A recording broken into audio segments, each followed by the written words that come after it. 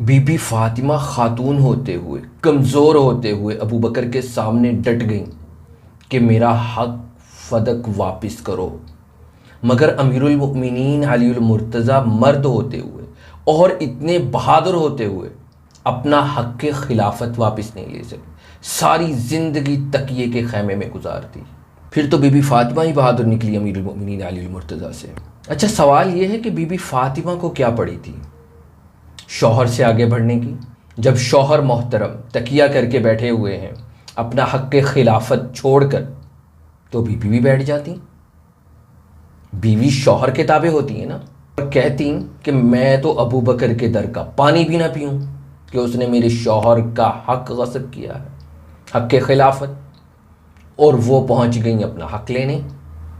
अच्छा चलो, चली ही गई थी तो अपने हक के साथ बनता था ना कि अमीरुल मोमिनीन अलीउल मुर्तज़ा का हक के खिलाफत भी मांगती कि अबू बकर मेरे शौहर की खिलाफत भी वापस करो और मेरा हक के फ़दक भी मुझे दो।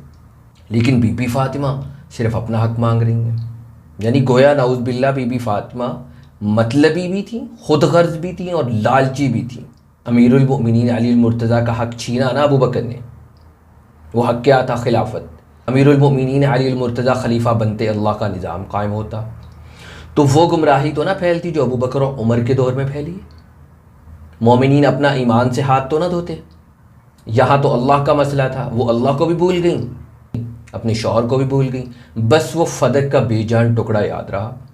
और ये जो बीबी ने फ़दक के मामले में तकिया नहीं किया, तो अब बीबी फ़ातिमा का ईमान बाकी रहा।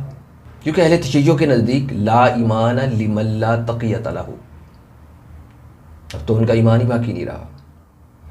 चलो, अपना ईमान दाव पे बीबी ने लगाया ही था तो लगे हाथों अपने शौहर का हक भी मांग लेती ना। फिर दूसरा मशहूर सवाल हकीर का ये है कि बीबी फातिमा फ़दक के बेजान टुकड़े के लिए नाराज़ हुई अबू बकर से। लेकिन रसूलुल्लाह सल्लल्लाहु अलैहि वसल्लम का जस्द अतहर 1 से 3 दिन तक बेगोरो कफन रखा रहा और ये सब खिलाफत के पीछे भागते रहे। उस पर बीबी फातिमा किसी से नाराज़ नहीं हुई। यानी फ़दक का बेजान टुकड़ा ज़्यादा अजीज़ था। वो इसलिए नाराज़ नहीं हुई क्योंकि इसमें शौहर को मनसब मिलने की उम्मीद थी। वहाँ भी लालच था, वहाँ भी खुद गर्जी थी। अब ज़रा ये हसन अल्लाह यारी साहब को आप समाअत फरमा लीजिए, फिर आगे चल के इस पर बात करते हैं। अबू बकर ने उनसे कह दिया, इन्ना रसूलुल्लाह सल्लल्लाहु अलैहि वसल्लम क़ाल ला नूरथ मा तरकना सदका, हमारी मीरास नहीं होती। अब पैगंबर ने कहा कि हमारा मीरास, हमारा माल सब सदका बन जाता है। फ़ग़ज़िबत, जो है उसने ये हदीस सुनी है, उनको ग़ज़ब आया। ये ज़हरी नहीं है, ये आयशा का कौल है। दरअसल हकीर को तबसरों में कुछ बच्चे कहते थे कि तुम अल्लाह यारी साहब से मुनाजरा करो, उनसे दू बदू बात करो। तो फिर हकीर ने गुज़िश्ता कल सोचा कि क्यों ना उनको सुन लिया जाए। तो उनका मुनाजरा हकीर ने सुना कल, जो फ़दक के मौजू पर था। इल्म है उनके पास, हकीर ने उनके इल्म को सराहा है जब उन्होंने क़ू अनफुसकुम व अहलीकुम नारा से सय्यदा फ़ातिमा-तुज़-ज़हरा रज़ियल्लाहु तआला अन्हा के इल्म को साबित किया है। और दूसरा, जब उन्होंने मुनाज़िर पर एतराज़ किया कि तुम कहते हो कि फ़दक रसूलुल्लाह की मिल्कियत नहीं था, तो अबू बकर ने ये क्यों कहा कि रसूलुल्लाह जो छोड़ जाएं वो सदका है? अगर मिल्कियत ना होता तो अबू बकर ने कहना था कि वो तो रसूलुल्लाह की मिल्कियत ही नहीं है। बड़ा ज़बरदस्त एतराज़ किया।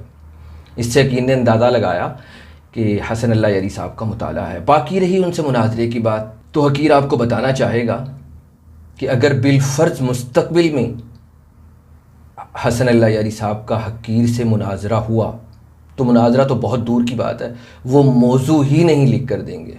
क्योंकि उस मुनाजरे में उनको पूरा मैदान मिला हुआ था और वो बल्ला चारों तरफ घुमा रहे थे, जिसकी वजह से दूसरे मुनाजिर को काफ़ी दिक्कतों का सामना करना पड़ा। तो ये हकीर उनके लिए मैदान खोला नहीं छोड़ेगा। और अगर वो शतरंज खेलते हुए, थोड़ी सी समझ बूझ रखते हुए, तो कभी भी वो अपनी क्वीन को मेरे प्यादे के सामने नहीं रखेंगे। बाकी उन्होंने सय्यदा फ़ातिमा-तुज़-ज़हरा रज़ियल्लाहु तआला अन्हा की नाराज़गी का जिक्र किया, उस पर बात करते हैं। बाकी जो उन्होंने सवालात उठाए हैं उस पर भी ये हकीर फ़ुर्सत के लम्हात में बात करेगा। लेकिन फ़िलहाल नाराज़गी वाली बात को लेकर चलते हैं। हसन अल्लाह यारी साहब और कुछ बच्चे हकीर को भी ये कहते हैं कि तुम्हारी सुन्नियों की किताबों में है कि बीबी फ़ातिमा नाराज़ हुई थी। बिल्कुल ऐसा ही है, इसका कोई इनकार नहीं है। लेकिन जितनी तफसील से यह हकीर बताएगा, आपको अहले तशय्युअ भी नहीं बताएंगे। लेकिन मुख्तसर लफ्ज़ों में हदीस फदक 14 मकामात पर आई है, लेकिन नाराज़गी का ज़िक्र सिर्फ 4 मकामात पर है। और आपको ये सुनकर धचका लगेगा कि उन 4 मकामात जिनमें नाराज़गी का ज़िक्र है उनकी राविया पता कौन है? तो दिल थाम कर सुनिए। अम्मी जान, जी हाँ, सैयदा आयशा सिद्दीक़ा। तो चूँकि नाराज़गी वाली हदीस की रावियाँ सैयदा आयशा सिद्दीक़ा हैं, तो अहले तशय्यो तो नाराज़गी सिरे से साबित ही नहीं कर सकते, क्योंकि अगर नाराज़गी साबित करेंगे तो अहले तशय्यो का जो मज़हब है बुनियादों समेत ख़त्म हो जाएगा।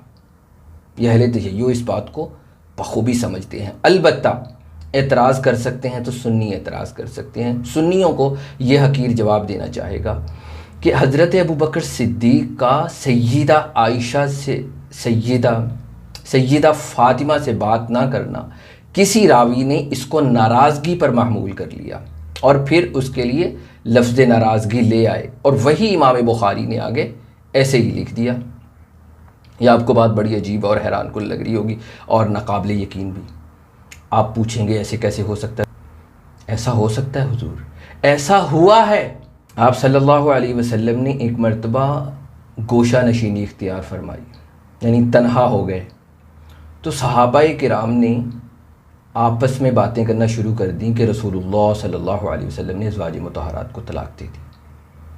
सारे सहाबा सिका हैं, सारे सहाबा आदिल हैं।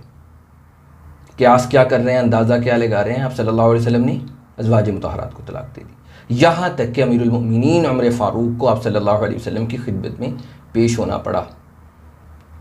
जाकर अर्ज़ की, या रसूल अल्लाह, आपने अज़वाज मुतहरात को तलाक दे दी? आप सल्लल्लाहु अलैहि वसल्लम ने फरमाया नहीं। अब देखें, हो गया ना।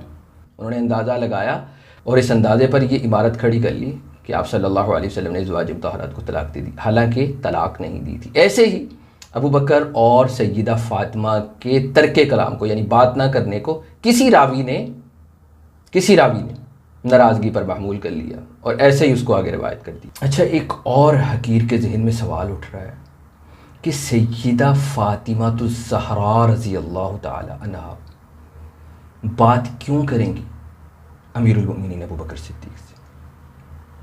किस रिश्ते से, किस हवाले से? क्या अबू बकर सिद्दीक़ उनके लिए गैर महरम नहीं थे?